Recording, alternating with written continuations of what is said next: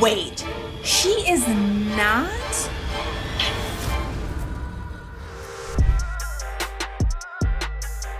Hey loves, long time no see. It feels like that. I'm gonna do some TikTok and Instagram reel reactions. I'm excited. These are all natural hair. I'm gonna try to get through as many as I possibly can. Let's get into it. All right, this one is an Instagram reel. What? No way. No way, bro. Bro did not. No way. Look, if you got the braids down the side of your no way.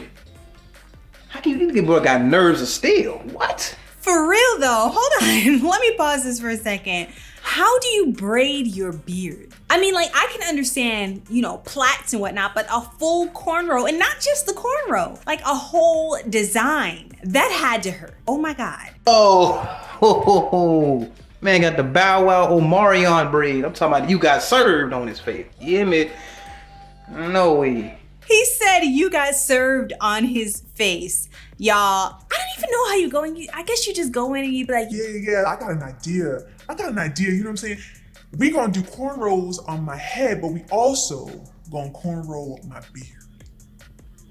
That's hot, right? That's hot. Okay, this was also from Instagram Reels. So crazy, my daughter's 12 and she just had a friend over to go swimming and her hair was, we had flat ironed it. Her friend's only seen her hair in like braids and she's never seen her natural texture. And she's like, Mommy, can I go swimming? I'm like, sure, whatever. She just got her hair flat ironed. So the fact that I was letting her get in the pool was like, the Holy Ghost. All right. Because we know back in the day, okay, when you get your hair flat ironed, you ain't touching water. Your hair is not touching water for at least minimum 2 weeks. So the fact that she was like, all right. So she goes outside and then she comes running back inside and she's like, Mom, when I get my hair wet, she's going to see my hair. And so I realized that she had this embedded fear that her friend wasn't going to see her the same way.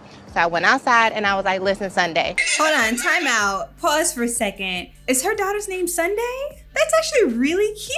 Okay. You about to get a lesson about black girl hair and I'm gonna quiz you when the sleepover is over.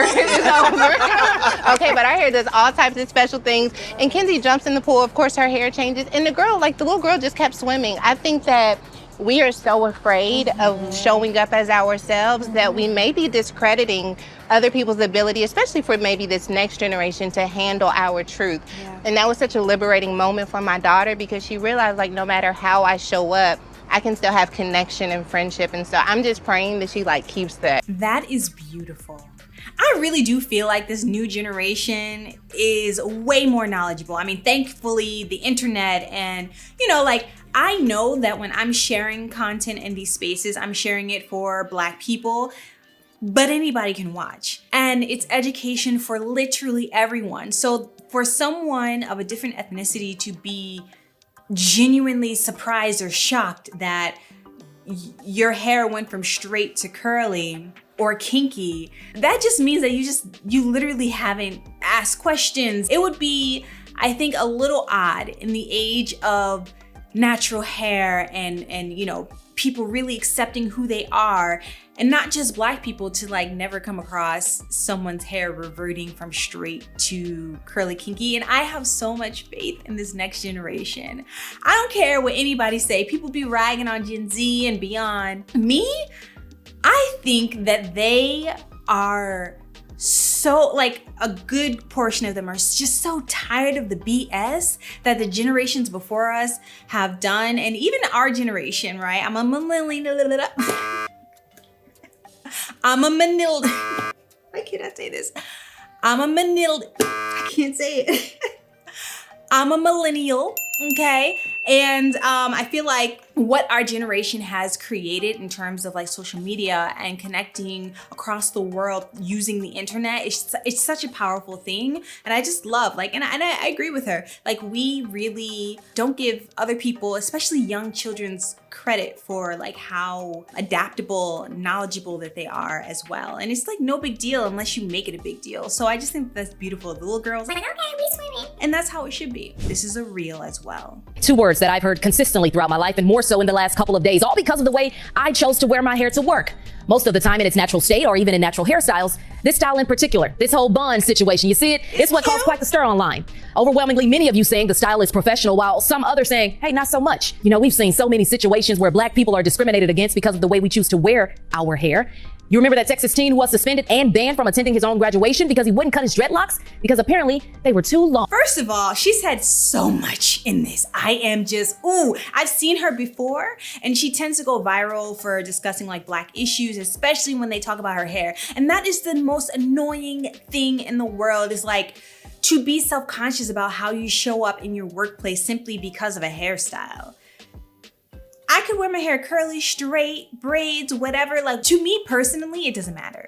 It doesn't matter how I wear my hair. Am I clean? Am I presentable? Am I decent? The fact that I just have braids is such a big debate and a topic. Like, you've never seen braids before? You've never seen braids before. And honestly, this is what I think has contributed to so much insecurity in Black people, because for a long time, it was like, we couldn't even get hired if we had braids. And then she goes on to talk about the young boy who wasn't allowed to graduate because he had locks. They were too long. We're still discriminating against guys because they have long hair. If he had a man bun, would they have said the same thing? I mean, I'm just like saying, it's really sickening. And can we also stop touching people's hair? And not, okay, I'm gonna say it. I'm gonna just say it, okay? When I go inside the workplace, okay, I don't care if you compliment me on my hair, blah, blah, blah. Like, I know it's cute, I know it's fly, right? My hair does not have to be the conversation or the topic of the entire like meeting or the office. Like, okay, it's cute, thank you for the compliment, let's move on to the work at hand, okay? You definitely can't touch it. And I don't care if you Black or if you white, okay? Please don't touch my hair. Because I know that there's also Black people who think that because we are both Black that they can just touch up on me. I don't want you to touch me like that. Like, I didn't give you permission. So white, Black, Indian, Latin, Asian, I don't care. Like, respect my personal space, and that's it. This is TikTok. I don't know which Black girl needs to hear this, but bleach the hair. Damage the curls. It's okay. Okay. At the end of the day, what will you do? You'll cut it. It's fine. You'll cut it. You'll be a bad beat after. You look good bald. Your head shape is not as bad as you think it is.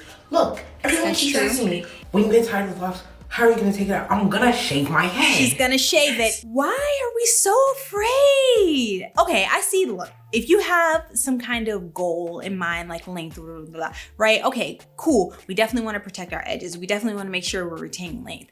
But there comes a point where you just wanna have fun. And here's the thing, let people have fun. Let them shave half of their hair off. If they don't wanna trim their hair, if they wanna color it 15 million times, like, why are you all up in everybody's business? That's what I want to know. Like, get out the business, okay? Do what you want to do with your hair and leave it be. But on another note of what she's saying, it's like, release yourself from the shackles of doing everything perfectly to the T. Like, I am tired. Y'all ain't tired? I'm tired, okay? I create content for the person who wants this kind of content, but at the end of the day, like, I'm gonna be team do you next.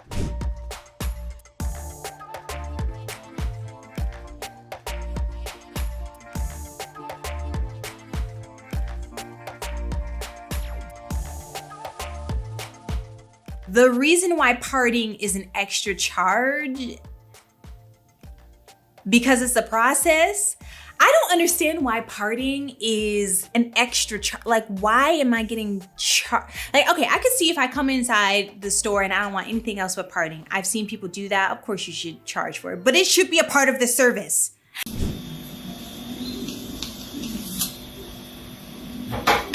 Wait, she is not flat ironing her hair wet?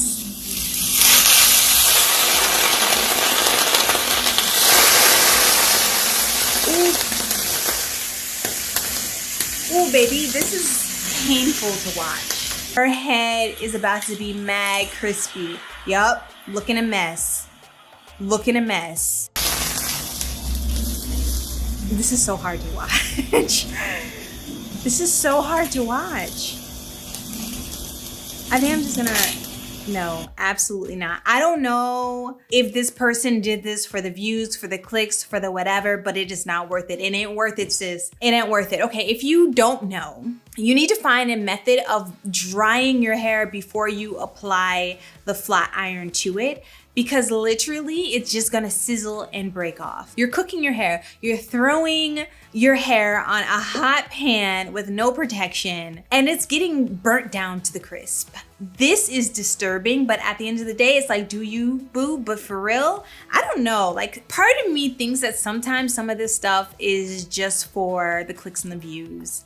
This is TikTok. I need Black women to validate me right now. Okay. I am upset. Okay, what are you upset about? I just got my hair done, right? So I go to the salon, I get what's called the works. The works.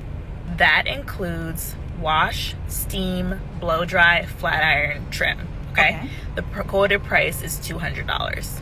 I knew that ahead of time. I've accepted that. Okay, cool, right? Her hair looks She good. does my hair. We get to the end. It's time to pay. And she says, your total is $225.